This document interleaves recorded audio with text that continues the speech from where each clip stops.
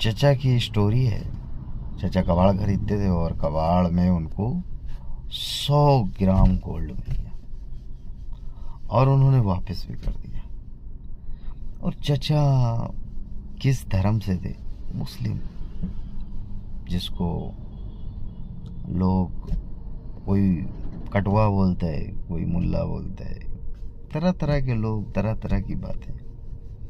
हमें बुरा नहीं लगता, आप कुछ भी बोलो, तुम्हारी मर्जी। हम जो हैं तुम्हारे बोलने से कुछ नहीं हो जाएंगे। तुम्हारे बोलने से अगर हो जाए तो हम तुमको कुछ भी बोल दें, तुम कुछ भी हो जाओगे। तुम्हारे बोलने से हम कुछ हो जाएं तो तुम मुझे कुछ भी बोलोगे, हम कुछ भी हो जाएंगे। ऐसा नहीं होता। बस ये होता है कि इससे यही पता चलता है कि तुमने क्या सीखा है और अच्छाइयाँ क्या हैं तुम्हारे अंदर। हमारा इस्लाम किसी की बुराइयाँ नहीं सिखाता है। ये करो, अपने इस्लाम का प्रचार प्रसार करो, मगर किसी की बुराई करके ना करो। हालांकि हमें बुराइयाँ बहुत सारी दिखती हैं। अंधभक्ति जिस तरीके से आज आम है, जिस तरीके से नंगा नाच होता है, जिस तरीके से आप हमारे यहाँ मस्जिदों के सामने डांस करते हो, उससे साफ पता चलता है कि आप धर्म को इतना भी फॉलो नहीं करते। आपका काम ही नहीं है।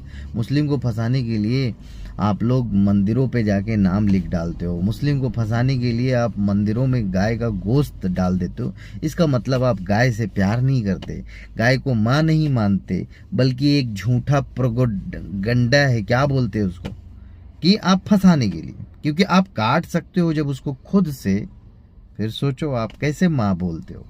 झूठे हो आप, एक नंबर के मक्कार हो, समझ रहे हो। और आप मंदिरों में जाके मूतते हो मुस्लिमों को फंसाने के लिए। आप मुस्लिम को फंसाने के लिए क्या नहीं करना चाहते हो। मुस्लिम को फंसाने के लिए बुर्का पहन के आप गलत काम करते हो। मुस्लिम को फंसाने के लिए आप टोपी लगा के गलत काम करते हो।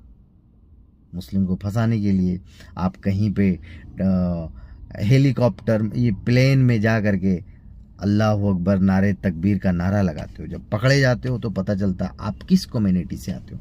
तो आपके अंदर नफरतें इतनी भरी हुई हैं, आपने जाना ही नहीं कि मतलब धर्म क्या चीज़ है, धर्म क्या सिखाता, आपने कभी फॉलो ही नहीं किया, आपसे मतलब ही नहीं है। आप एक नंबर के मक्कार हो भाई।